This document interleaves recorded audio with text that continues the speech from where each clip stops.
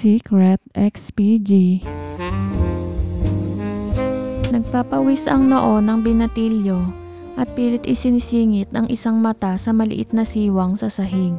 May kung anong merong mahalagang nangyayari kung bakit di maalis ang paningin na si Jack sa napakaliit na siwang kung saan ay may babaeng naliligo. Si Aling Abby, si Jack 4th year high school na kasalukuyang dumadaan sa pagtuklas ng mga bagay ukol sa pagpapakasaya. Si Abby naman, 28 anyos ay wala pang anak sa 4 na taon na pagsasama nila ni Adam, isang security guard sa bangko sa gabi. Ang plano nila sa susunod na taon na sila magkakaanak para mas makaipon ng husto. Nangungupahan kay na Jack ang mag-asawa sa ibaba ng bahay nila at sa itaas naman sila ng nanay niya na isang tindera sa palengke. Extra income nga naman ang bayad sa renta. Total silang mag-ina na lang sa buhay dahil maagang namatay ang asawa nito. Madalas naman na nasa bahay lang si Abby, libangan niyang manood ng TV at madalas niyang abutan na nasa harapan ng computer.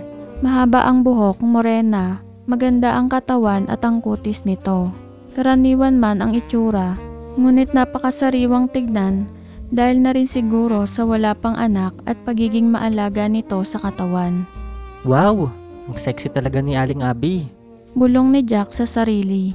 Madilim sa pwesto niya at tanging ang liwanag lamang ng siwang mula sa banyo ang maaaninag dito. At sa mismong kinalalagyan nito ay busog na busog ang mata na binobosohan ang walang malay na misis. Kabado siyang sumusulyap sa pinto at baka may biglang kumatok o kaya'y bumalik ang nanay niya. Ayaw niyang mahuli syempre at siguradong di na niya makikitang muli ang paliligo nito. Kasalanan man ay hindi niya talaga mapigilan ang sarili na hindi bosohan ang ginang. Kapansin-pansin ang korbada ni Abby, bagay na di akalain ni Jack dahil sa tuwing makikita ang ginang ay lagi lamang nakasuot ng pambahay. Mabagal na ikinukuskos ng babae ang sabon sa makinis na katawan. Dasal ng binatilyo na sanay siya na lang ang gumagawa nito. Pilit isinisiksik ang mata upang malinaw na makita. Madilim sa taas kaya siguradong di siya mapapansin sa ginagawa. Lintek ang mahinang sabi ng binatilyong bosero nang di niya mapigil ang sarili. Tumayo siya at nilinis ang lugar dahil maiglang nagkalat sa sahig. Saka maingat na ibinalik ang lamisita upang matakpan iyon. Marahan ang paggalaw niya upang maiwasan ang anumang kaluskos. Ganito ang gawain ni Jack tuwing umaga mula nang matuklasan niya ang maliit na siwang na yon. Minsan na naglilinis siya ng bahay nang may nakita siyang parang maliit na liwanag mula sa sahig. Sumilip siya at nalamang banyo pala ang katapat sa ibaba. Sa unang pagkakataon na masilayan niya si Abby ay talagang napahanga na siya dahil meron palang itinatago ang ginang. Halos di na siya makatulog ng ilang araw. Balisa at nagtatalo ang isip. Iniisip niya kung tatakpan ba ito o hindi. Ngunit nanaig ang kabataang pagnanais, kaya doon nagsimula ang araw-araw na pamboboso. Dati na di niya gaanong pinapansin ang mag-asawa ay biglang nag-iba ang ihip ng hangin. Siya na ang voluntaryong naniningil ng renta o kaya'y nakikipagkwentuhan sa asawang si Mang Adam bago pumasok sa gabi. Palibhasa ay payat at mukhang totoy pa, kaya kampante naman ang sekyong si Adam na iwanan ang binatilyo na nagpapalipas ng oras sa lugar nila. Palakwento si Jack kaya giliw na giliw ang mag-asawa, ngunit wala silang kaalam-alam na sa bawat pagsulyap nito ay may kahalong kakaiba na sa misis niya kung mabibigyan lamang ng pagkakataon. Tuwing umaga, isang oras bago dumating ang asawa, ay pumapasok na si Abby sa banyo para maligo. Pagdating ni Adam ay sabay silang mag-aalmusal at pagkatapos ay minsang maglalabing-labing bago tuluyang magpahinga ito. Sa ilang linggo na ginagawa ni Jack ang pamboboso, halos nakita niya na ang kabuuan ng babae na siyang lalong nakapagpasaya sa isang binatang wala pang kaalaman. Halos lahat na yata ng kaklase niya ay napag-initan niya, maging ang ilang kapitbahay nila may asawa man o wala. Ganito yata talaga ang pinagdadaanan ng halos lahat ng kabataang lalaki. Pero iba ngayon, buo niyang napagmamasdan ang nakakabaliw na babaeng pinagdidiskartehan. Minsan isang gabing wala ang nanay niya Sinubukan niya muling sumilip sa siwang. Nang mapansin niyang may liwanag ay sumubok siya. Nakita niyang parang may masayang nakikipag-usap si Aling Abby. Day off pala ni Mang Adam. Bigla siyang umalis sa pagkakasilip at baka mapansin pa ng lalaki ang butas ay masira pa ang dilihensya niya. Patingin-tingin lang siya dito at dahil na rin sa walang magawa ay napagdesisyonan niyang sumilip muli. Oras na magkaroon ng liwanag ang siwang. Napaigtad si Jack nang makitang nagliwanag na naman. Maingat at wala siyang ingay na sumilip upang malaman kung anong meron. Muntik na siyang mapahiyaw sa nakita. Nakaupo si Abby sa toilet bowl. Parang tumama sa loto ang binatilyo. Wow! Ang swerte naman talaga ni Mang Adam. Sa isip niya habang nakatitig sa misis nito. Tuwang-tuwa si Jack sa napapanood dahil bagong eksena ang nasasaksihan niya mula sa makasalanang siwang. Hirap man sa pagsilip ay masayang-masaya naman siya sa panonood sa babaeng matagal na rin niyang pinag-iinteresan. Ganitong tagpo ang matagal niyang gustong mapanood. Nakita niyang tumayo na si Abby, agad niyang nakita si Mang Adam na tumapat sa likuran ng asawa. Waring sabik na naghihintay sa mangyayaring pagpapaligayahan na gagawin ng mister niya. Kahit di man narinig ay alam ni Jack na ang bawat ingay at lahat nito'y napapanood niya ng live mula sa siwang sa sahig sa itaas. Sa tingin ni Jack ay parang napapaiyak ang reaksyon ng mukha ni Abby. Grabe kasi ang asawa nito at si Aling Abby na ang buong akala niya na simpleng may bahay lang ay kakaiba ang ikinikilos ngayon na parang aso na nakikipaglaro sa mister niya. Ganito pala siya? Ang hilig niya. Yan ang naglalaro sa isip ni Jack. Ilang saglit pa'y naghiwalay na ang mag-asawa. Sumilip ulit siya. Gulat na gulat talaga si Jack sa mga natuklasan niya sa ginang. Ang loko niya. At bigay na bigay. Bulong niya sa sarili. Habang napapailing ay may parang napansin ang binatilyo sa babae. Dahil nung kasalukuyang nakaharap sa asawa ay naging parang malikot ang mga mata nito. Hindi siya maaaring magkamali, parang nakita niyang napasulyap sa maliit na siwang na pinagsisilipan niya ang may bahay ni Mang Adam. Kinabahan si Jack. Alam kaya ni Aling Abby na tumitingin siya? Kung alam naman niya, kailan pa? Paano kung magsumbong sa nanay niya? Lagot ako sa isip niya. Dali-daling naligo at pumasok sa eskwela. Maghapong wala sa sarili at di alam kung ano ang kahihinatnan pag-uwi. Bahala na ang nasabi na lang niya sa sarili. Nagpagabi siya ng uwi upang makaiwas kay Mang Adam. Dahil tsak na papasok pa lang sa trabaho, kaya nag-text na lang siya sa nanay niya para idahilang may project siyang tatapusin. Nakahinga ng maluwag si Jack nang makitang madilim na sa ibaba, kaya't dumiretso na siya sa itaas. Pinagbuksan siya ng pinto ng nanay niya at naghihintay na pagalitan tungkol sa pamboboso niyang ginawa. Subalit sinabi agad nito na maaga daw umalis ang mag-asawa para maglipat dahil na-assign sa Maynila si Mang Adam. Nalungkot si Jack at nangihinayang. Sayang, hindi man lang natupad ang pangarap niya na maka-score sa babaeng may asawa bukod sa wala na siyang bobosohan. Nanlalambot na napaupo siya sa panlulumo. Ngunit di rin nagtagal yon at kumislap ang mga mata niya. Sinabi ng nanay niya na may bago na raw na nangungupahan sa ibaba. Mag-asawa raw na bagong kasal. Nayayamot na umalis ng bahay si Aling Ellen, nanay ni Jack, dahil sa nakita na namang magulo ang kwarto ng anak niya. Umiiling at bumubulong sa sarili dahil ang mga kabataan daw ngayon na kundi computer ay cellphone ang siyang laging hawak sa halip na mag-aral mabuti. Napabuntong hininga na lang ang byuda. Napagtanto niyang ilang buwan na lamang pala ay patapos na ang nag-iisa nitong anak sa high school. Kaya todo kayod siya para makapagkolehiyo. Isang oras mula nang umalis ang byuda ay tumunog ang alarm ng cellphone ni Jack. Napabalikwas siya at dali-daling sumilip sa paborito niyang siwang upang malaman kung sino ang bagong lipat sa ibabang bahay nila na ginawang paupahan. Excited na excited kung sino ang magiging bagong magugustuhan niya. Ayon sa nanay niya ay bagong kasal daw pero hindi na nag-elaborate kaya wala pa siyang alam tungkol sa kanila. Hindi na mapakali ang binata at gusto nang kilatisin ang bagong misis na sisilayan nang naalala niyang tignan muna ang pinto at sinigurong nakalak sa loob. Mahirap na't baka mahuli pa siya ng nanay niya dahil bukod sa ang sakit pumingot ay baka mahinto pa ang nag-iisang bisyo niya.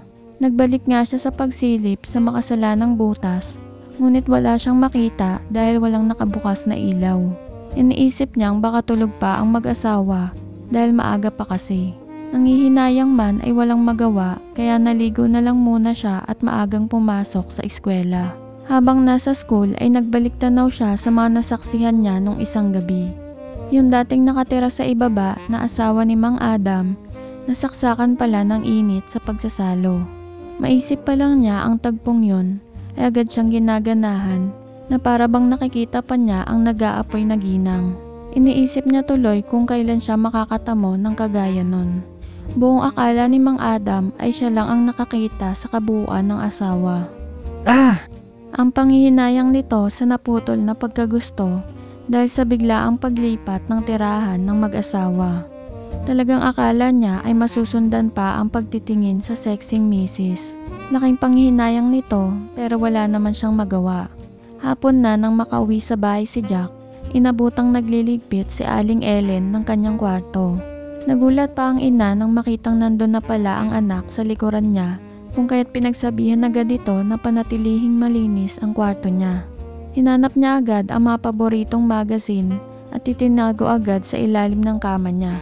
Nay naman, ako na ang bahala dito. O siya, sige. Yan ang mga magazine mo. Tapon mo na nga ang mga yan. Napalunok si Jack, nakita pala yon ng nanay niya.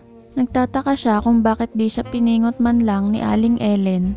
Marahil ay naisip ng ina na binata na siya. Nagkakamot ng ulo na isinara na lang niya ang pinto. Napadako naman ang tingin niya sa siwang. Parang nawalan siya ng gana na sumilip muna. Nahiga siya sa kama niya na nag-iisip. Naaninig niya na parang may liwanag na nanggagaling sa butas. Kaya tinagis agad ang bag sa kama at tumapa ito.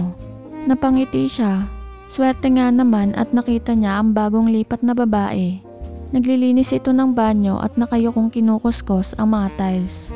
Pilit inaaninag ni Jack ang harapan nito, ngunit wala siyang masyadong makita dahil sa naka-t-shirt ang babae, ngunit halata na malusog ito. Mukhang maganda at sexy din naman sa tingin niya ang bagong misis. Kayumanggi at mahaba ang buhok ng babae, pero sadyang mahirap kilatisin dahil may suot nga na damit. Naka-shorts na maigsi. Mukhang sexy si Mrs. Ngiti niya sa sarili. Nagsimula na siyang pawisan sa paninilip nang biglang kumatok si Aling Ellen at niyaya siyang maghapunan. Nanghihinayang na tumayo ito, iniisip na lamang na marami pa namang panahon at tiyak matyatyempuhan niya rin. Habang kumakain ay di mapakali si Jack dahil bukod sa nabitin sa panunubok ay sabik na rin siyang malaman kung sino ang bagong nakatira sa ibaba. Ang kaso lang ay ayaw niyang magtanong sa ina at baka kung ano pang isipin. Mabuti na lang at si Aling Ellen na ang nagkwento. Nakatira daw sa kabilang bayan si Miguel na nasa 35 anyos at si Tina ay 28 naman at kapwa bagong kasal. Ilang taon din daw na nag-live-in muna bago nagdesisyong magpakasal. Tumango-tango lang siya at kunwaring di interesado. Matapos kumain ay nagpaalam sa ina dahil magre-review pa raw siya kaya't nagpunta agad ng kwarto ang binata. Sabay dapa at sinubukang tumingin ulit sa siwang. Eksaktong nasa banyo at naliligo na si Tina, nagsasabong paibaba. Wow, jackpot! Sa isip niya, pumesto ng maayos si Jack, halos di humihinga sa pananabik na makita ang kabuuan. Patuloy sa paliligo ang walang malay na si Tina, nagsasabon ng husto at mukhang may pinaghahandaan. Nililinis mabuti ang bawat sulok nito. Isa sa kahilingan niya na makakita ng malinis na babae dahil ganun ang napapanood niya sa mga palabas. Natapos sa paliligo si Tina at nagpunas ng tuwalya. Pinagmasdan ang sarili sa salamin. Ilang sandali pa ay nakita niyang naupo sa toilet seat. Nagkandadilat ang mata ni Jack sa nasaksihan. Tumingala ang babae at napapikit. Naglalaro nga si Tina. Ilang sandali lang ay natapos na ito. Hindi na napigil ang bumabalot sa katauhan niya na wala saglit ang atensyon niya sa butas ng kaligayahan. Grabe ka, Aling Tina! Ang pabulong niyang sigaw sa sarili. Habol hininga siya kaya't nanatili muna sa ganong ayos. Ilang minuto pa'y bumalik siya. Madilim na sa banyo dahil nakalabas na si Tina. Hindi pa rin makahinga ang binata, ngunit ang saya ng pakiramdam niya. Simula na naman kasi ng panibagong pangarap niya sa katauhan ni Aling Tina. Lumipas ang ilang araw mula nang una niyang masilayan si Tina. Naging busy si Jack sa nalalapit na finals at graduation, kaya medyo nawaglit sa isipan niya pansamantala ang babae. Nakatutok mabuti sa mga notebooks niya at libro ng isang araw ay may kumakatok sa pintuan nila. Agad na pinagbuksan ito dahil ang buong akala niya ay ang nanay niya pero hindi pala. "Hi, ikaw siguro si Jack, tama ba?" Ang tanong ni Tina sa kanya. Di agad siya nakasagot dahil sa pagkagulat. Opo, tuloy po kayo. Magbibigay pala ng lutong ulam si Tina, tanda ng mabuting pakikisama ng isang kapitbahay. Hindi na ito pumasok at sa isang salita ay nagkakilala silang dalawa. Pakiwari niya na mas maganda to sa malapitan. Para pa siyang na-inlove kay Tina pero sa totoo ay nanaig ang pagkagusto niya dito buhat nang makita ang hubog sa maliit na siwang ng sahig. Sandali silang nagkwentuhan sa may pintuan. Mabilis namang nakabawi sa pagkabigla. Nahuli niya agad ang loob ng misis dahil panay agad ang tawa nito. Plano niyang mas mapalapit pa kagaya ng ginawa niya noon kina Mang Adam, ang unang boarders nila. Pagkaalis ni Tina ay nagmamadaling dumiretso sa banyo si Jack. Sinamantala niya habang sariwa pa niyang nakikita ang maamong mukha nito. Pumasok agad sa imahinasyon niya ang mga nakita niya sa siwang. Ito kasi ang unang pagkakataon na nakausap niya at nakilala si Aling Tina. Si Jack ay wala pang anumang kaalaman sa mga babae. Isang linggo lang ang lumipas ay natapos na rin ang exams niya. Halos wala na daw silang ginagawa sa school, sabi niya sa nanay niya, kaya kahit late siyang pumasok ay pwede na. Sinamantala ito ni Jack para makilalang mabuti ang mag-asawa, lalo na si Mang Miguel. Gusto niyang malaya rin siyang makapunta dun kahit nasa trabaho ito. Ganon kasi ang style niya sa dating nakatira sa ibabang bahay. Kumatok siya at tiyempo namang si Tina ang nagbukas. Nakangiti siyang pinapasok sa loob na siya namang paglabas ni Miguel mula sa kwarto. Sa madaling sabi ay nagkakilala at nagkapalagayan ng loob ang tatlo. Ganito madalas ang ginagawa ngayon ni Jack sa tuwing umaga bago siya pumasok sa school o kaya kapag Sabado at Linggo. Ito ang paraan niya para makuha ang loob ng mag-asawa para kahit magpunta siya roon na wala ang lalaki ay okay lang sa kanila.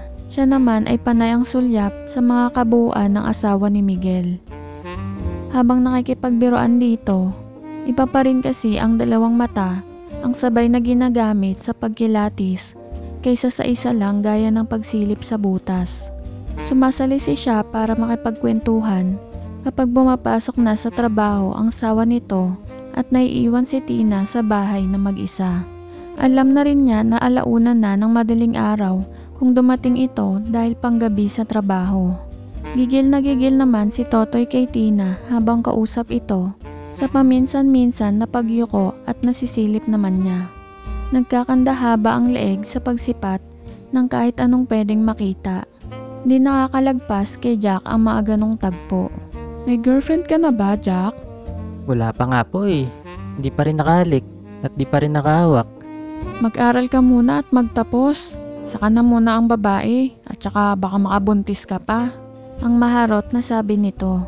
Wala pa po akong alam dyan. Ang madiin niyang pagtanggi. Totoo ngang inosente pa siya pero syempre marami na ring alam tungkol sa ganon ang mga kabataan ngayon. Umikot sa ganon ang kwentuhan, maging sa ibang personal na bagay ay naging topic na rin nila. Masayang kausap si Tina at pakurot-kurot lalo nang ginaganahan si Jack sa pagpapatawa. "Maiwan nga muna kita at maliligo lang ako." Hindi na po. Akit na rin po ako sa taas at baka hinanap ako ni nanay. Masakit pa naman pumingot yun.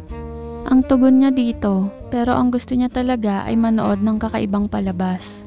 Ilang beses na niyang ginagawa ito sa tuwing magsasabing maliligo ang ginang. Parang kidlat siyang pumapanik ng hagdan kapag ganon. Yung bilis ng pag-akyat niya ay siya namang nang dahan-dahan pagpasok sa loob ng bahay upang hindi kumalabog sa ibaba At para di na rin magtanong ang nanay niya kung bakit parang nagmamadali na naman siya. Dumapa siya at sumilip ulit sa di na mabilang na pagkakataon.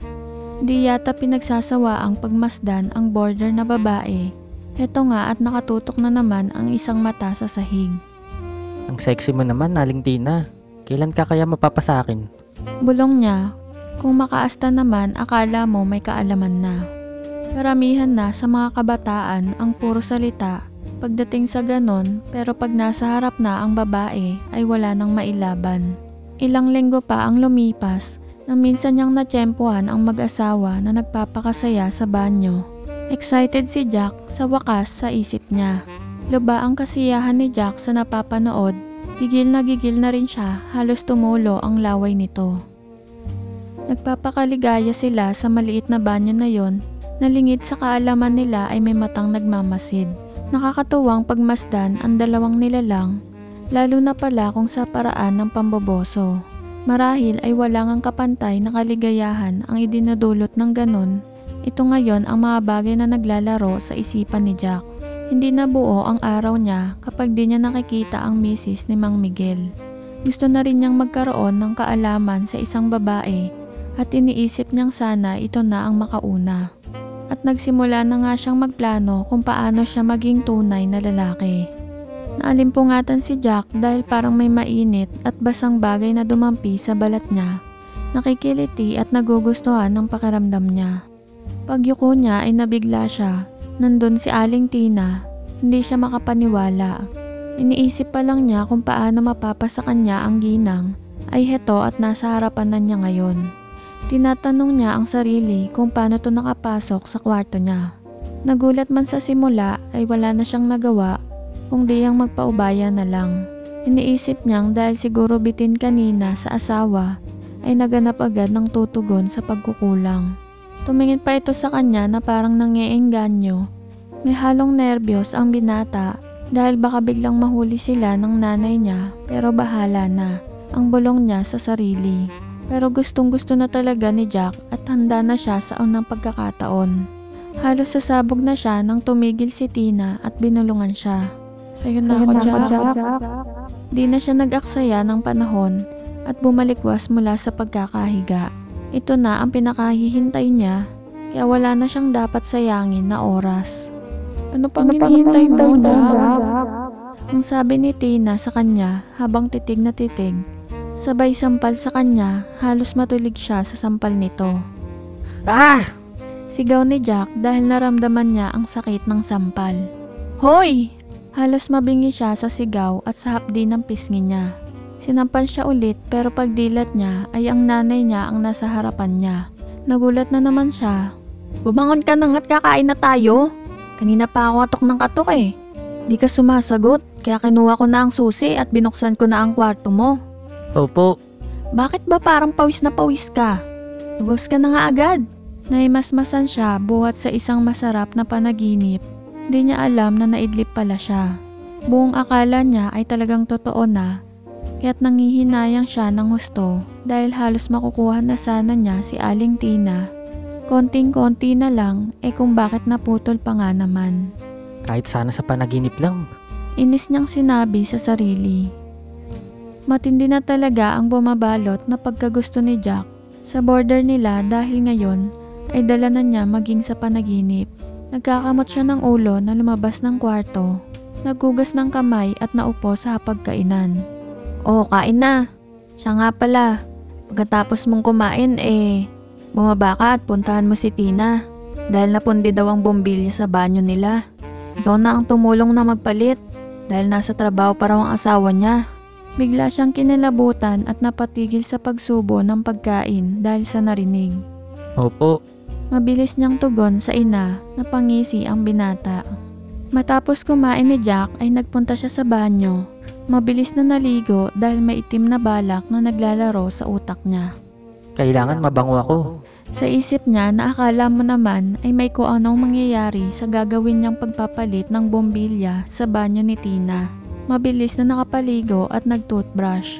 Ninenervyos siya na di mawari habang nakatingin sa salamin at nagsusuklay. Sinisipat mabuti ang mukha niya at buong katawan. Sa murang edad ay nasa 5'8" na si Jack. Di naman gaanong payat kundi katamtaman lang. Mukhang binata na talaga. May itsura naman daw siya, sabi ng mga kaibigan niyang babae, at may magandang appeal. Yun nga lang dahil ayaw niya munang magka-girlfriend kasi magagalit ang nanay niya. Unahin muna daw ang pag-aaral, pero ang totoong dahilan ay wala siyang magustuhan. Mula nang tuklasan niya ang siwang sa sahig at makakita ng kakaiba sa babae, ay nabuhos na ang oras at pansin niya rito. At ngayon nga ay handa na si Jack na puntahan si Tina sa ibaba. Ang babaeng matagal na rin niyang pinagdidiskartehan at iniisip na babasag sa pagka-inosente niya. Huminga muna ng malalim saka nagpaalam sa ina. Nay, puntahan ko na po si Aling Tina. O sige, kunin mo yung bagong bombilya sa may tukador at baka pundido lang yung nasa banyo nila. Sagot ni Aling Ellen, kinuha nga ni Jack maging ang screwdriver at bumaba ng bahay. Nagtaka pa siya kung bakit niya kinuha yon, pero naisip niyang props niya lang sabay ngiti sa sarili. Medyo excited at kinakabahan na kumatok. Ilang saglit lang ay bumukas na ang pinto. Jack, ikaw pala! Gulat ni Tina na akala ay maagang umuwi ang asawa. Nang mabawi ang pagkabigla ay natuwa naman nang makita na may hawak na bombilya ang binata. Naku, salamat!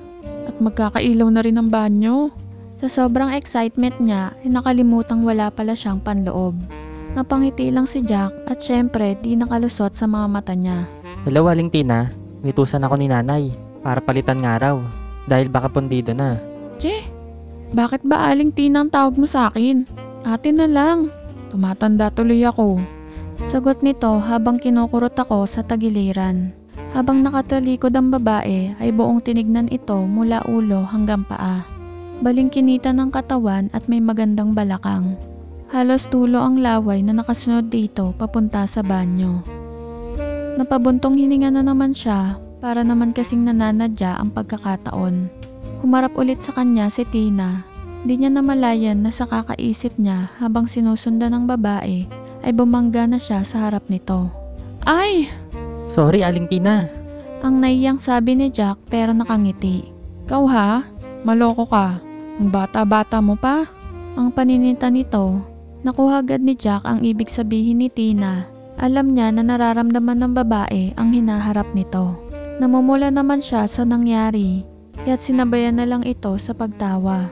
Si Tina naman ay parang di mapakali sa nangyari. Parang natutuwa ang babae sa nakita. Feeling sexy si Tina dahil isang binata ang nagkakagusto sa kanya. Pero si Jack naman ay nakatutok pa rin ang mga mata sa harapan. Namamangha dahil sa ganda ng tanawin. Lalo siyang pinagpawisan. Bagay na napansin naman agad ni Tina. Hinampas niya ito sa balikat ng matauhan. Hoy, mesta ang mga mata mo. Nagka-girlfriend ka na ba? Di pa nga ako nakakalik ng babae eh. Ang patotoo niya habang nahihiyang tinakpan ng damit ang kanyang harapan. Pulang-pula ang mukha niya sa mga tanong at pagtitig ni Tina sa kanya. Sabi nga ng iba, natutorpe bigla kapag nakaharap na ang babae. Talaga? Ang pogi mong yan, wala ka pang kaalaman? Ang pilyang tanong nito, nasiyahan siya sa narinig. Gwapo pala siya sa tingin ni Aling Tina. Ito na sana ang magandang tiyempo, pero parang nauutal si Jack at di alam ang gagawin. Halatang wala pang nalalaman talaga sa ganitong sitwasyon. Samantalang si Tina ay parang biglang tumapang at naging bulgar sa pagtatanong. Oo nga eh. Bawal pa kasi sabi ng nanay eh. O siya, pumasok ka na nga sa banyo at palitan mo na ang bombilya. Tama ka na nga sa mga kalokohan at sundin mo na lang ang nanay mo. Kakamot-kamot ng ulo si Jack na nagpunta ng banyo. Tumungtong sa may bangko at ikinabit na nga ang bagong bombilya. Nangihinayang sa napakaganda na sanang pagkakataon. Pero bakit nga ba kapag nandun na ay saka pa umuurong ang dila at di makagalaw? Puro forma lang ang tingin niya sa sarili. Napapailing habang ikinakabit ang bombilya. Di sinasadyang nakita niya ang siwang na pinagsisilipan niya. Di pala halata ang butas. Parang dumi lang sa kisame ang dating. Bulong niya sa sarili. Nang matapos ay bumaba siya sa bangko nang di namamalayan na nandun pala sa may pinto si Tina at kanina pa siya pinapanood. Nabunggo na naman niya ito sa ikalawang pagkakataon. Pero ngayon ay halos napasandal ang babae sa may pintuan at naglapat ang mga katawan nila nang di sinasadya. Ay! Oops! Halos magkadikit ang mga mukha nila sa isa't isa. Sandaling napahinto at tanging ang lakas ng tibok ng mga puso nila ang naririnig. Unti-unting inilayo ni Jack ang mukha niya sa babae, namumula sa hiya. Napatitig siya patungo sa nakalapat niyang kamay. Gusto niyang kumilos pero heto na naman siya na natutulala. Dahil nga siguro sa walang kaalaman sa ganito, ay binaba na lang niya ang kamay niya. Sorry ulit, Aling Tina. Di ko alam na nandiyan ka pala. Nahihiya niyang sabi. Nakatingin lang si Tina sa kanya.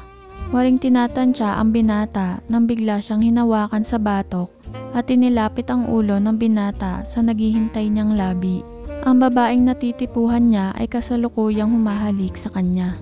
Nagpatangay na lang siya sa nagaganap sa pagitan nila. Total, ito naman ang matagal na niyang pangarap. Nasa kasagsagan ng magandang tagpo sina Tina at Jack nang kumatok si Aling Ellen. Halos maiyak sa inis ang binata dahil sa pagkabitin, kaya ganun na lang ang pagkayamot. Nagbukas ng pinto si Tina at sinabi sa biyudang si Aling Ellen na galing nga sa kanya si Jack kanina at dadaan lang daw sa may tindahan bago umuwi. Siyempre alangan naman sabihin niyang nasa loob ang anak at biglang naistorbo sa pagkatok niya. Iniisip niyang malamang na nagtatago si Jack sa banyo. Tumango lang ito pero halatang pinagmamasdan siya dahil na rin siguro sa suot niya. Waring nagdududa o nagtataka sa suot niya. O kaya namay naiinggit sa magandang katawan ng bagong border niya. Nagkibit balikat na lang si Tina at pumasok na sa bahay. Nadatnan niya si Jack na nakaupo na sa salas na di mapakali. Aakit na rin ako, Ate Tina. Baka magalit na sa akin ng nanay. May pangamba niyang sabi. Thank you nga pala sa pagpalit mo ng bumbilya.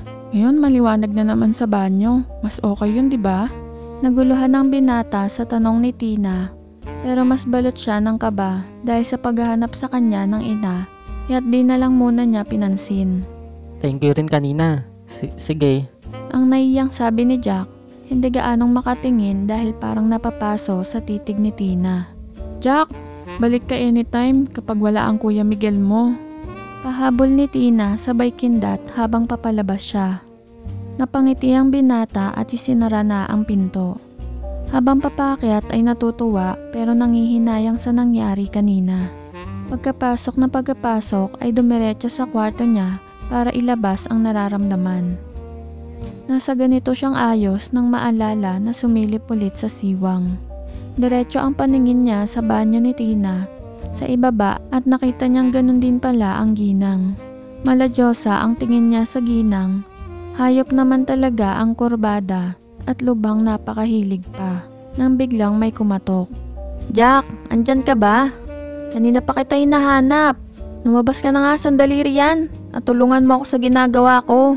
Ang nanay naman niya, habang kumakatok si Aling Ellen ay biglang bumukas ang pinto dahil nakalimutan pala ni Jack na ilak ito. Huling-huli ng ina ang paglalaro nito, huli na para ihinto pa. Di siya nakakilos agad kahit na bumalaga na ang nanay niya sa kanya dahil na rin siguro sa sobrang gaan ng pakiramdam. Bumaluktot siya upang para matakban ang sarili. Natulala naman ang 39 anyos na si Aling Ellen sa nangyari at dali-daling isinara ang pinto. Nagulat man ay sinabi sa anak na lumabas na lang at may ipapagawa siya. Nagpatay mali siya na lang ang byuda sa nakita upang di mapahiya ang anak. Napapailing ito na humakbang papalayo ng silid ng anak. Dumiretso siya sa banyo ng kwarto habang iniisip ang nakitang ginagawa ng binata. Parang tulala pa rin nakatitig sa salamin sa banyo ang byuda. Iniisip niyang binata na ang anak at ang nakita niya ang magpapatunay nito. Ang bilis nga naman ng panahon, masyado na kasi siyang nakatutok sa trabaho at sa anak kaya't nakakalimutan na ang sarili. Mula na mabiyuda ay di na nag-asawang muli at itinoon na lamang ang pansin sa pagpapalaki kay Jack. Sinuri niyang mabuti ang sarili. Sa tingin niya ay maganda pa rin naman siya. Napanatili ang pagiging balingkinitan at pangangatawan, subalit napansin niyang napabayaan na niya ang dating makinis na balat. Mahaba ang buhok niya pero mukhang napabayaan na rin. Umikot-ikot siya sa harap ng salamin at minasdan ang hinaharap. Nakita niyang hindi man kalakihan ito ay hindi naman nakababa dahil siguro isa lang ang anak at maagang nabiyuda. Huminga si Ellen ng malalim at napagpasyaham mas bigyan ng panahon ang sarili. Sa mahabang panahon ay walang naging lalaki sa buhay niya at parang nabuhay ang dugo niya sa eksenang nasaksihan. Parang nauhaw siyang bigla sa lalaki. Kinabukasan ay tanghali nang magising si Ellen na ipinagtaka ni Jack. Alas 10 ng umaga ay bagong paligo na ito, nakabihis at mukhang may lakad. Maiwan na muna kita at babalik ako mamayang hapon. May sinaing na dyan at sinigang para sa tanghalian mo. Magkikita kami ni Maring Mila. Nagtataka man ay tumango na lang si Jack. Naninibago siya sa nakita sa ina pero naisip niya na mainam na rin yon para makalimutan na ang nangyari kahapon nang mahuli siya. Nagkakamot ng ulo na isinara ang pinto nang makababa na ang ina.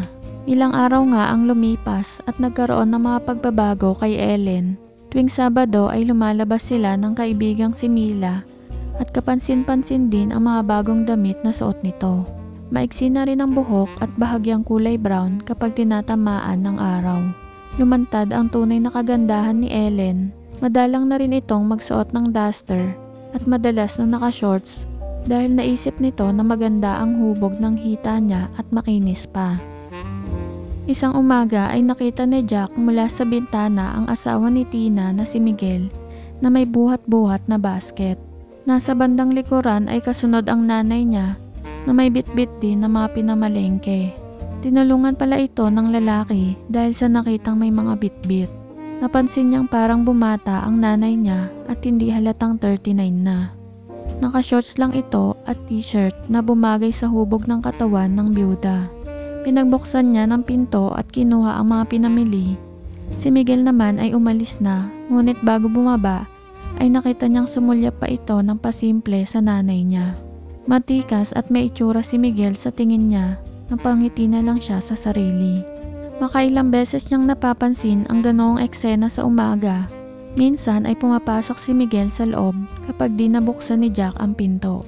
Di naman niya pinapansin ito dahil ugali na rin ng 35 anyos na lalaki ang magkape sa labas ng pinto tuwing umaga.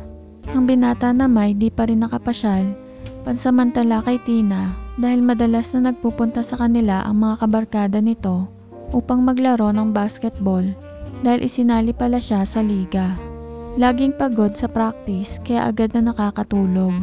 Isang hapon na walang laro ay napagpasyahan ni Jack na manatili sa bahay. Tinamaan na naman ng kalokohan dahil walang pinagkakaabalahan kaya naisip na sumilip muli sa siwang. Gusto niya ulit tiyempohan si Tina dahil miss na niya ito. Medyo madilim sa banyo at tanging ang ilaw mula sa kusina ang nagbibigay ng liwanag dito dahil hindi nakasarado ang pinto.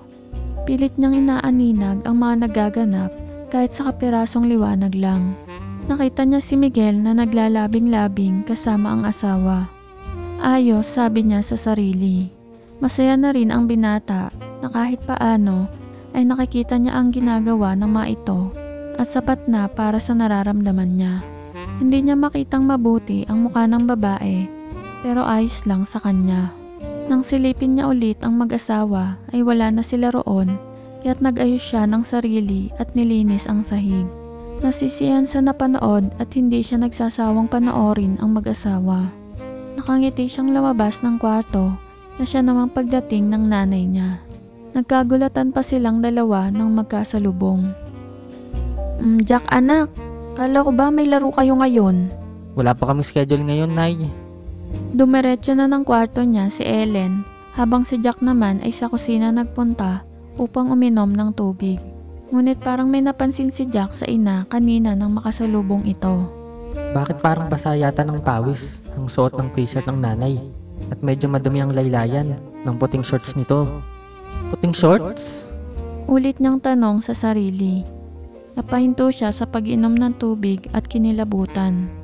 Ilang araw din kasi niyang hindi nasilayan ito dahil naging busy siya sa liga ng basketball. Hindi pa rin nasundan ang pagdalaw niya sa ibaba Sa huling pagsilip niya sa siwang ay naging kakaiba. Nakapatay ang ilaw sa banyo habang nagpapakasaya si Miguel at ang asawa nito.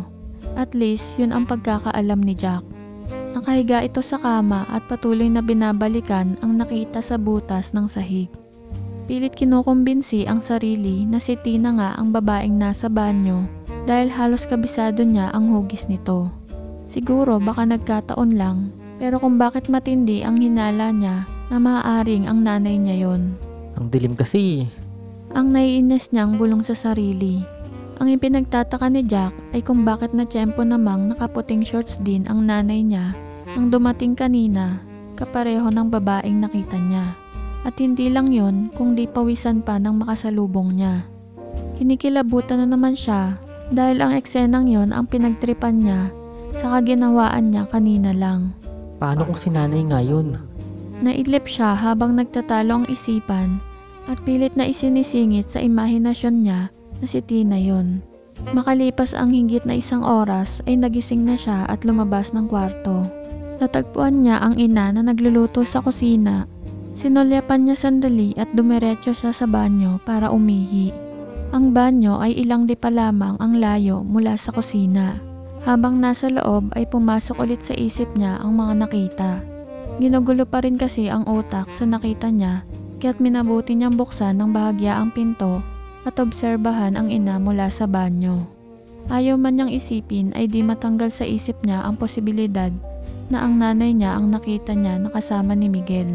Pinagmasdan niyang mabuti ang kanyang ina habang nagluluto. Nakamaong na shorts ito at sando na kulay pula. Napansin din niyang maganda pala ang nanay niya at di malayong marami pa rin ang magkagusto rito. Nang mapaharap ito sa kinaroroonan niya ay nakita niyang nakabakat ang harapan nito at halatang walang panloob. Halos makita na rin ang kalahati nito sa tagiliran dahil mababa at may kaluwagan ang suot na sando. Ano ba itong nangyayari kay nanay? Tanong niya sa sarili. Si Ellen naman ay abala at di alam na may mga matang nagmamasid sa kanya. Baka sa pagiging masaya nito sa kung anong dahilan ay nais ding malaman ni Jack. Lantad ang kaseksihan sa suot at malaki ang nabago simula nang bigyan ng panahon ang sarili. Kahit balingkinita ng katawan ay mapapansin ang magandang balakang nito at ang kulay kayamangging balat na bumabagay sa itsura nito.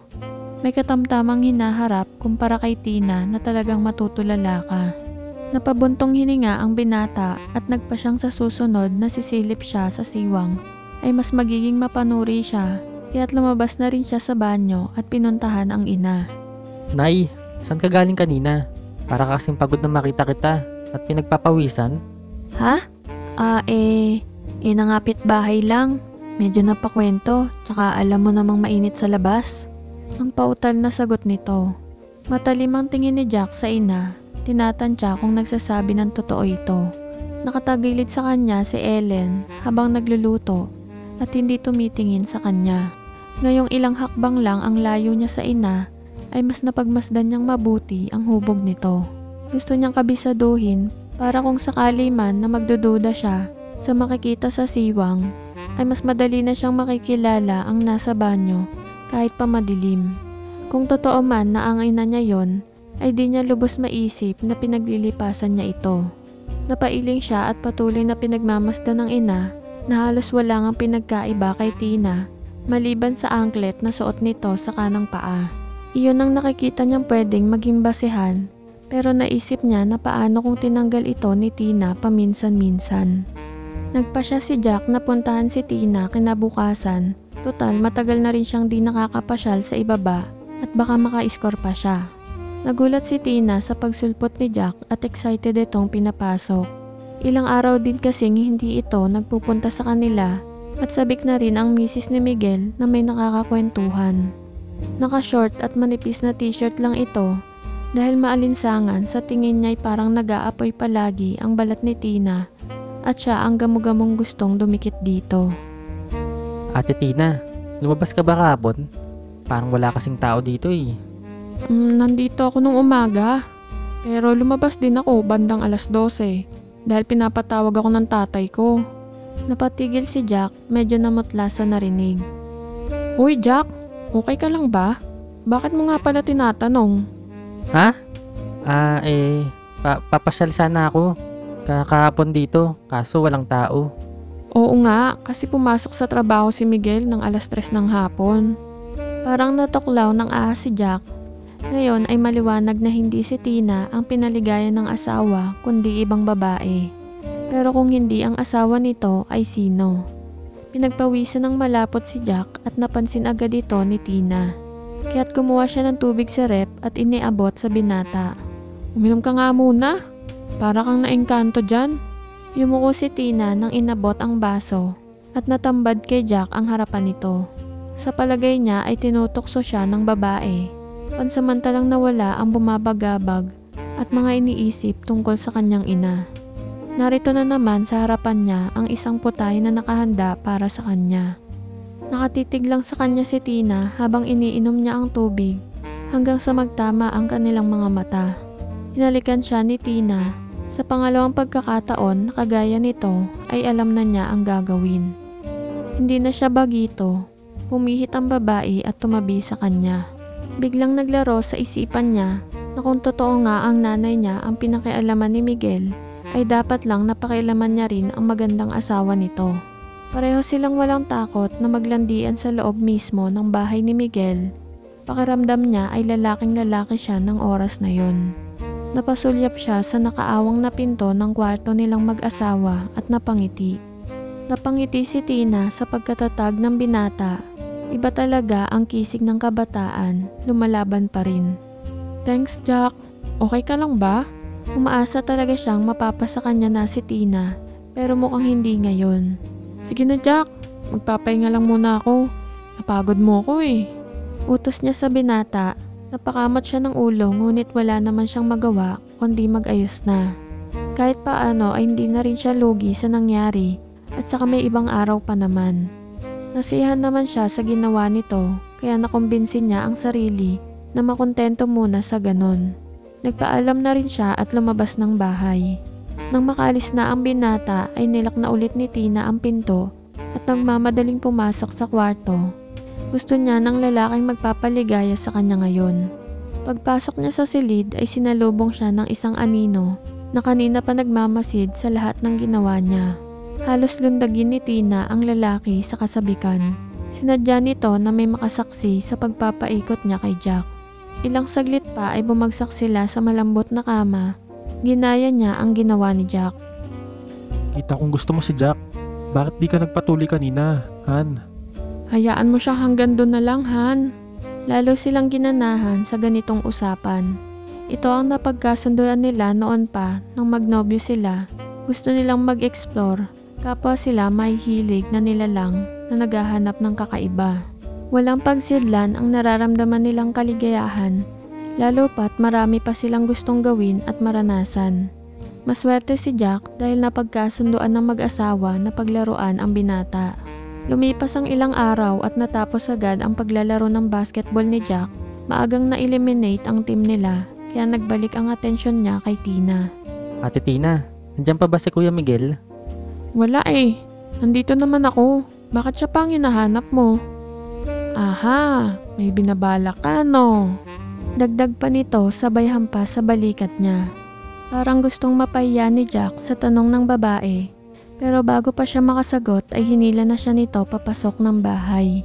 Alam naman niya na wala si Miguel dahil nakita niya itong pumasok bago mag 3:00 kanina. Naghapunan siya ng maaga dahil sa maitim na plano niya. Nagpaalam siya sa ina na magkikita sila ni Danny sa plaza para manood ng basketball. Si Danny ay anak ng ninang Mila niya na laging kasama ng nanay niya sa paglabas-labas. Nagagandahan siya kay Tina. Bukod sa nasa 20s pa lang ay napakaamo pa ng muka at di mo akalaing ganito katindi. Ang sarap niyang tumawa lalo na kapag lumalabas ang pantay-pantay na mga ngipin nito. Kinakabahan man sa plano ay nanaig pa rin ang nasa isipan. Nakamahabang t-shirt lamang si Tina, amoy bagong ligo, na aakalain mong naghihintay sa pagdating niya. Pinaupo siya ni Tina at sandaling pumasok sa kwarto. Naupo si Jack at inip na inip sa paglabas nito. Ilang saglit pa'y tinawag siya at pinapasok sa kanyang kwarto. Biglang tayo siya at mabilis lumakad patungong kwarto. Pakisara ang pinto, Jack. Malambing na utos nito. Bumulaga si Tina sa kanya sa kakaibang kalagayan.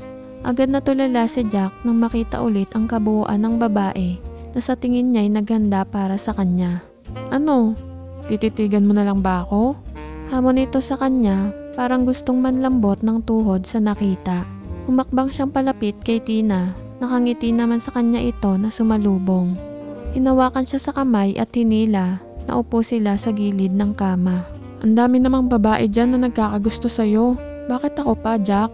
Tanong ni Tina habang hinahawakan pa ang muka at buhok niya. Animoy pinanggigigilan ang binata dahil nakukyutan. Ikaw ang hinahanap ko, Ate Tina. Ewan ko nga ba, ang ganda-ganda at sexy mo pa. Nambola ka pa? Jack, wala ka pang alam ano? Oo, Ate Tina. Ito sana ang una. Pagtatapat niya, bumilis ang kabog ng dibdib ni Jack. Ito na ang pinakahihintay niya. Di siya umimik, ninenervyos man pero determinado siya sa gagawin. Napangiti si Tina dahil sa nakikitang pagkalito nito. May malakas na pagbagsak mula sa itaas ng bahay nila. Napahinto silang pareho dahil tunog ng kaldero ang narinig nilang lagabag. Nagkatinginan at nagtawanan lang sila. Mas malakas na pagbagsak pa ang narinig nila kaysa nung una. Naalarma siya, naalala niyang bigla ang ina na nag-iisa sa itaas at baka may masasamang loob na nakapasok sa kanila. Bumalikwas siya at nagpaalam na kailangan niyang tignan kung ano yon. Ilang segundo lang ay humahangos na pumanik sa itaas at kumatok. Nay! Buksan mo ang pinto! Ano yung parang bang bumagsak? Nanay! Walang sumasagot, lalong kinabahan si Jack. Nay! Buksan mo ang pinto! Ilang sandali pa ay bumukas ang pinto. Mukhang nagulat din si Ellen sa pagsaklolo ng anak. Medyo gusot ang buhok pero maayos naman ang pananamit. Wala yun anak, nag-aayos lang ako ng bahay at bumagsak ang kaldero saka yung ibang nasa ibabaw. Palinga-linga si Jack na parang may hinahanap. Narinig ko po na parang may bumagsak. Kala ko may magnanakaw na nakapasok. Wala yun. Teka, akala ko ba nasa plaza ka? May nakalimutan kasi ako. Kaya naisipan ko pong bumalik. Kunin mo na ang kailangan mo at bumalik ka na lang sa panonood sa plaza. Napansin niyang parang may nililingon ang ina at bakit para yatang itinataboy siya. Di naman nagpahalata si Jack na nagdududa. Sige po at babalik na rin ako sa panonood. Sagot niya habang malikot ang mga mata. Nakita niya may isang bintana na nakabukas at dati-rati naman sa ganitong oras ay sarado ng tsak yun. Lumakas lalo ang pagdududa niya na may ginagawang milagro ang ina. Tinignan niya ang kwarto ng nanay pero nakasara ito. Gusto sanang buksan pero nag-aalangan naman siya. Luminga-linga muna siya bago tuluyang tumungo sa bintana.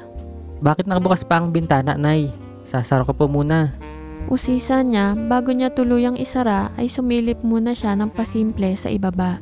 May nakita siyang damit na nalaglag. Hindi gaanong kataasan ang second floor ng bahay nila, kaya kahit siya'y pwedeng lundagin yon. Iniisip niya kung sa kanya yon kasi parang uniforme niya sa basketball. Malikot ang isip niya at ang maaaring inakala niyang magnanakaw ay maaaring ang nanay niya ang gustong nakawin. Naputol tuloy sila ni Tina dahil sa malakas na kalabog na akala niya ay kung ano na, magnanakaw o maniligaw ng ina. Meron nga kaya siyang ginagawa? Tanong niya sa sarili pero mas gusto niya ulit bumalik sa ibaba, hindi upang ituloy kundi para tiyakin kung nandun na si Miguel at baka sinalisihan ang nanay niya. Titignan na rin niya kung kanino yung damit na nakita niya na mukhang naiwan o nalaglag mula sa bintana nila.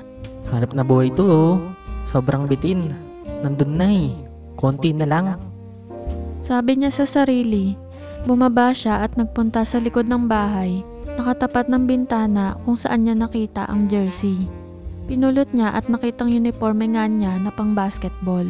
Iniisip niya siguro na nalaglag lang mula sa pagkakasampay. Nakahinga siya ng bahagya pero may napansin siyang parang may mali. Napakunot ang noon niya. Bakit iba ang numero? Ina, uniforme ni Danny ito. Bakit nandito? Naging palaisipan kay Jack ang natagpuang sando na pag-aari ni Danny, ang anak ng Nina Mila niya. Nung balikan naman niya si Tina para alamin kung nandun na si Miguel, ay wala pa naman daw. Hindi na siya nagtangka pang ituloy ang naudlot dahil nasira na ang diskarte niya. May mga kilos ang nanay niya na kakaiba ngayon kaya di siya mapakali. Ngunit kung iisipin ay siya man ay may kakaiba rin namang ginagawa. Gusto niyang lawakan ang pangunawa sa ina at alam niyang may mga pangangailangan din naman ito.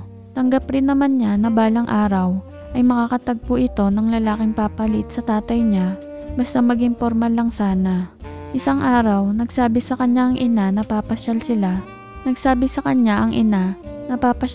Kasama ang mga kaibigan at ang ninang niya sa Baguio. 2 gabi daw sila doon na agad naman niya sinabi kay Tina through text message. Nakuha naman ito ang ibig sabihin ng binata. Lingid sa kaalaman ni Jack, nung gabing muntik nang mapasa kanya si Tina ay naibidyo niya ito. Sa dami ng mga adventures niya ay may collection na siya na nakasave sa laptop kaya sanay siya sa ganitong biglaang sitwasyon. Bago pa man tawagin ni Tina ang binata sa silid ay naiset up na niya ang camera kaya nai-record lahat ang buong pangyayari. Noong gabing ding yon ay pinanood nilang mag-asawa ito at pareho silang tawa ng tawa sa mga eksena.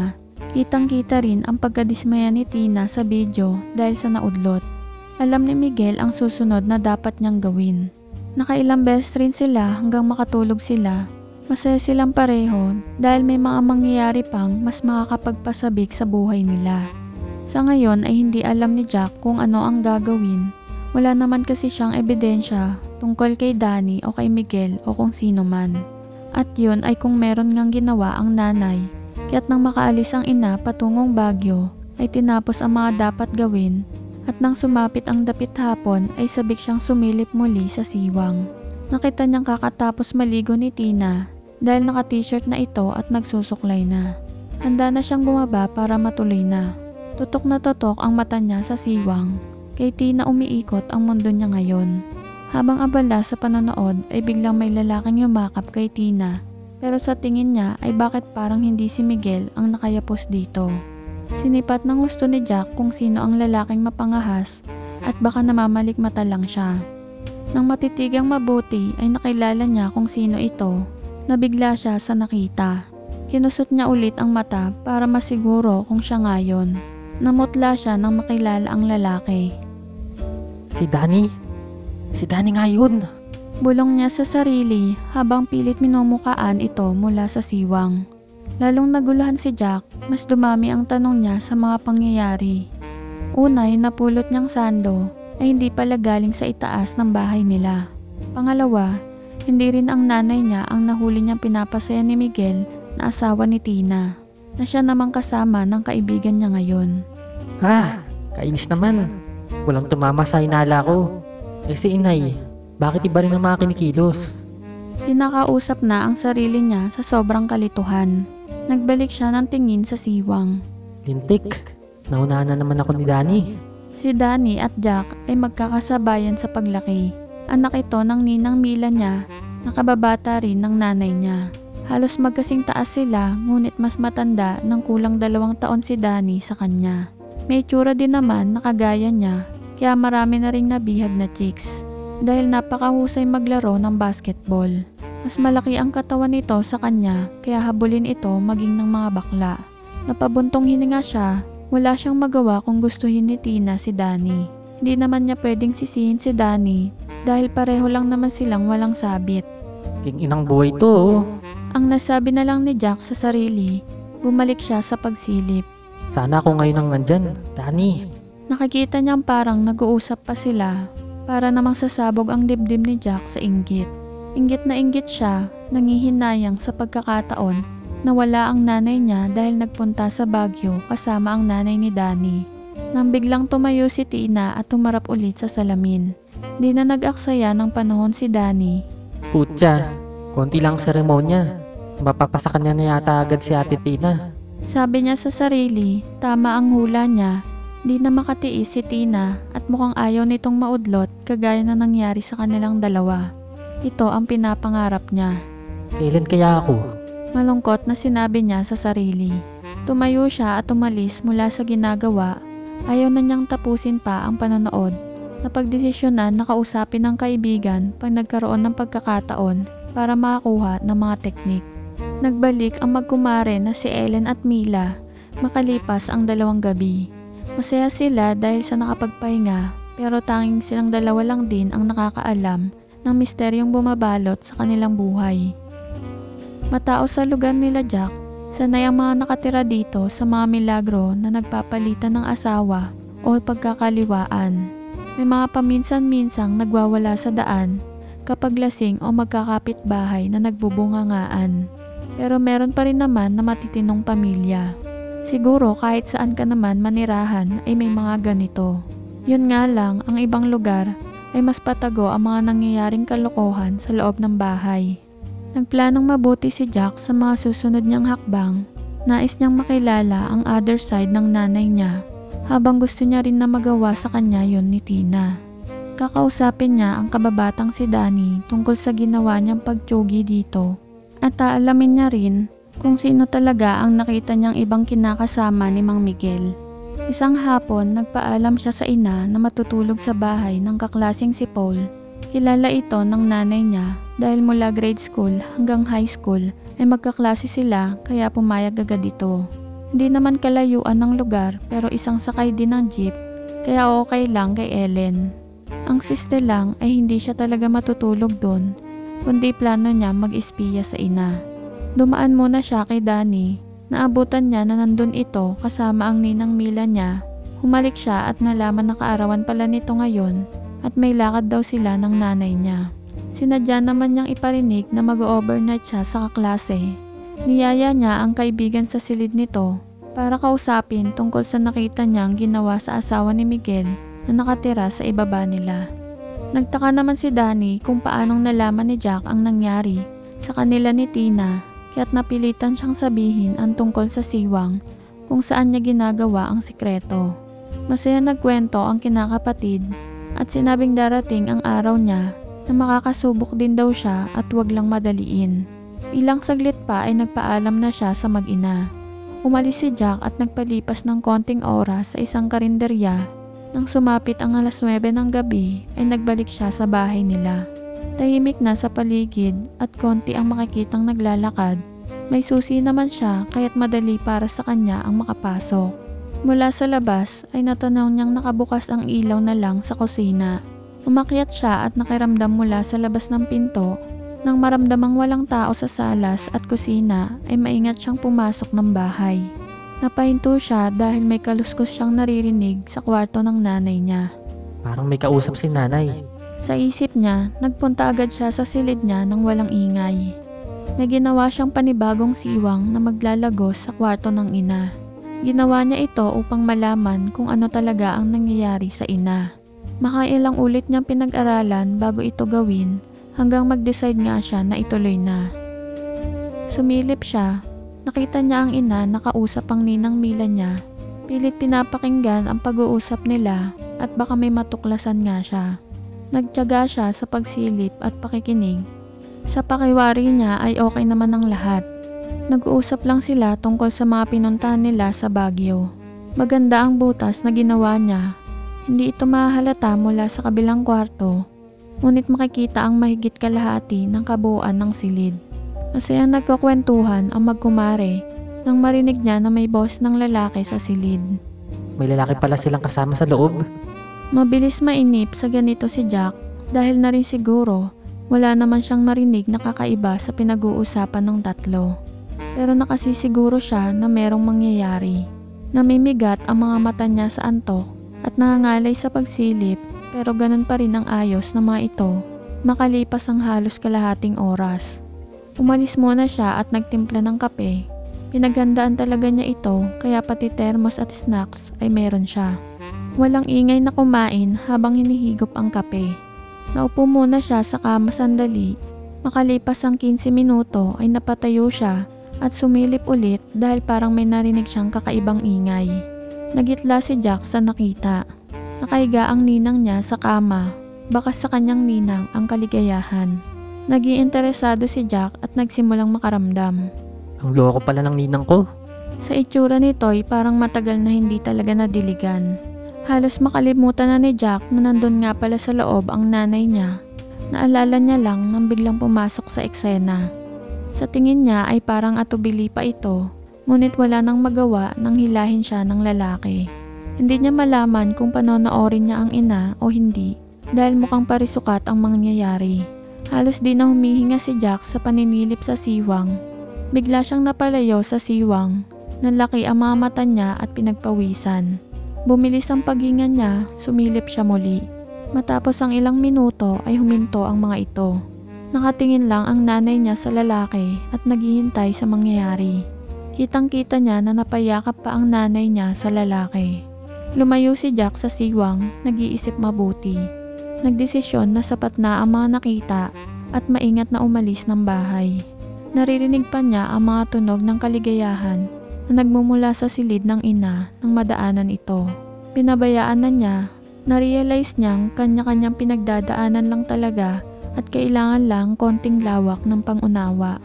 Naglakad-lakad muna siya habang nagmumuni-muni sa mga nangyayari sa paligid niya.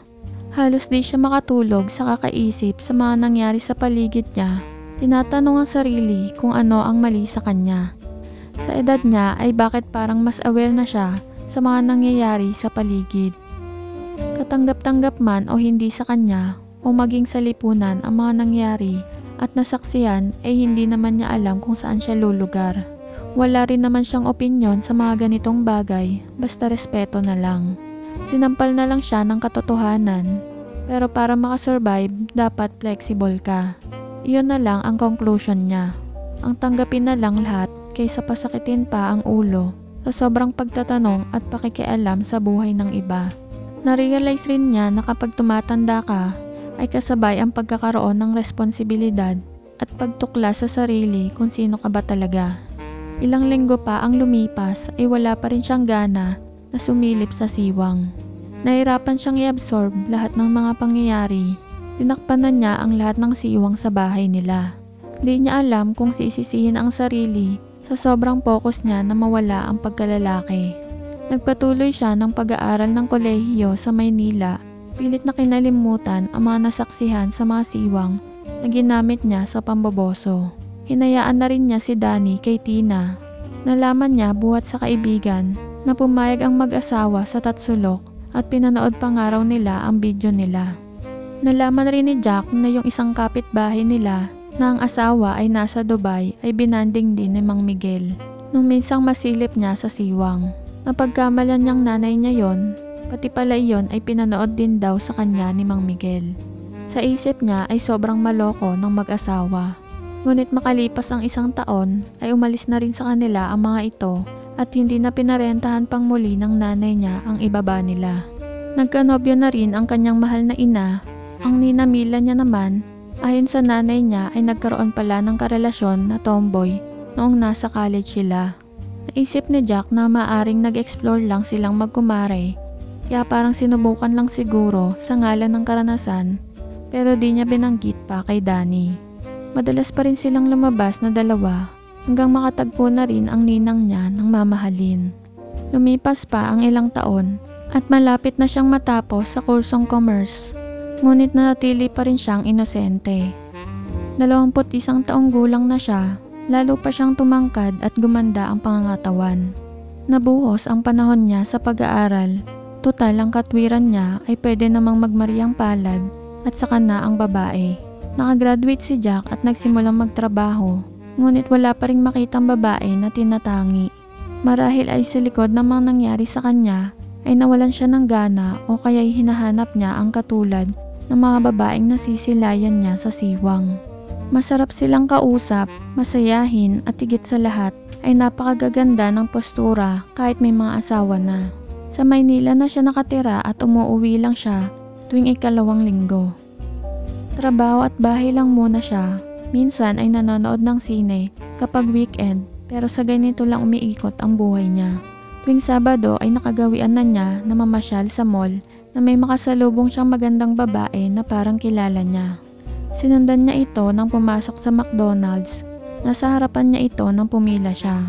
Pilit na minumukaan at inaalala ang pangalan ng babae. Miss, excuse me.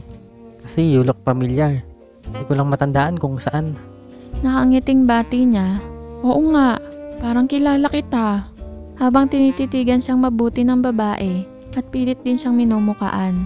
Tinanong siya kung taga saan siya at kung ano ang pangalan niya. I'm Jack. Sabi niya sabay abot ng kamay pero hindi maalala ang pangalan niya. I'm Abby. Aling Abby? Sabi ko na nga ba eh. Ako si Jack, yung anak ni Aling Ellen. Tumira kayo sa amin. Mga 4 na taon na yata ang nakakalipas. Ay, ikaw nga. Oh my God. Ibang-iba na ang itsura mo. Mas pumogi ka pa. Sabay kindat sa kanya nito. Ikaw nga dyan parang mas bumata ka pa at sumexy. Pambobola niya, napaupo sila at nagkamustahan. Wala pa pala itong anak sa edad na 32.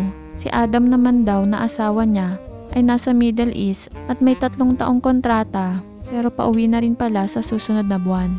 Habang nagkukwento ito ay biglang bumalik lahat ang alaala ni Jack sa mga nangyari sa kanya. Si Abby kasi ang unang babaeng nabosohan niya sa Siwang. Wala halos pinagbago ang itsura nito, lalo na ang katawan. Parang lalo pang gumanda at sumeksi dahil na rin siguro maayos na ang buhay at parang mas bumata at kuminis pa nga. Madalas niyang silayan sa butas si Aling Abby noon. Malinaw pa sa kanya ang lahat at ang huling bagay na natatandaan ni Jack ay tumingin ito sa Siwang na parang alam na pinapanood ang ginagawa nilang mag-asawa. Nanlamig siya nang maalala ito. Nagulat si Jack nang tapikin siya ni Abby. Niyaya siya sa bagong tayong bahay nila. Pumayag siya at sumakay sa kotse ng babae. Sa loob lang ng 20 minuto ay nakarating na sila. Walang ibang nakatira dito kundi siya. Iniwanan siya sandali na nanonood ng TV at pagbalik ay nakapaligo na ito. Naging malikot na naman ang utak niya. Kanina pa niya nai-imagine ang mga dating nasilip niya sa Siwang. Tinabihan siya nito at nalanghap niyang muli ang ganitong klaseng pabango ng isang babae. Pakiramdam niya ay parang kahapon lang nangyari ang pagboso sa babaeng katabi niya ngayon. Nagkwentuhan sila ulit at nagbalik tanaw nung nakatira pa siya sa ibabang bahay nila. Ikaw ha? Alam ko yung kalokohan mo nung nakatira pa kami dun sa inyo. Binatilyo ka pa lang nun. Sabay kurot sa tagiliran niya. Ang bait ko kaya, Aling Abby. Nakangiti at pabirong sagot niya. Mabait ba yun? Eh araw-araw mo akong binobosohan. Tsaka Abby na lang kaya ang itawag mo sa akin. Di ka naman bata eh. Ang malanding sabi nito. Sandaling katahimikan at nagtitigan sila. Inilapit ni Jack ang mukha niya at hinalikan sa labi ang babae. Maging siya ay nagulat sa ginawa niya. Marahil ay isa na nga siyang ganap na lalaki at maaari din na tapos na ang panahon ng pagiging tuod dahil tiyak walang mangyayari sa buhay niya. Ilang minuto pa'y tumayo ito at tinila siya patungong kwarto. Siya ang unang lalaking makakaiga sa kama ng mag-asawa. Abot-abot pa rin ang kaba ni Jack dahil wala pa rin siyang kaalaman. Iniisip niyang ito na ang oras na sinasabi ni Danny sa kanya na makakasubok din siya. 4 na taon na nakakalipas, iniisip niyang kahit anong mangyari ay wala nang makakapigil pa sa kanya na sirain ang pagkalalaki niya. Di na niya nais pang patagalin pa. Ikaw ang magiging una ko. Ngumiti si Abby, nagtitigan sila. Kamunggo ang pawis ni Jack sa noo. Miss na miss kita, Abby. Kung alam mo lang kung gaano ako lungkot nang mawala ka. Sa akin ka muna ngayon. Tuluyan na nga niyang naisakatuparan na ang pangarap niya. Ganap na siyang lalaki at ang babaeng matagal na niyang pinapangarap ang naging daan para matupad ito. Sumisigaw ang isip niya sa kaligayahan. Pagtapos, napahiga silang dalawang tulala si Jack maging si Abby. Pareho silang nadala ng matinding pangangailangan, ngunit bakas ang kaligayahan sa kanilang ginawa. Walang pagsisising makikita. Ganito pala ang pakiramdam. Thanks, Abby. Salamat din Jack. Namiss ko talaga to. Mababaliw na ako sa lungkot. Mabuti na lang pauwi na rin si Adam next month. Alam ni Jack na hindi na ito mauulit pa. Napakaswerte niya na ang kagaya ni Abby ang nakabinyag sa kanya. Hindi siya nangihinayang sa matagal na paghihintay para lang magkaroon ng katuparan ang pangarap niya. Mag-subscribe sa Secret XPG.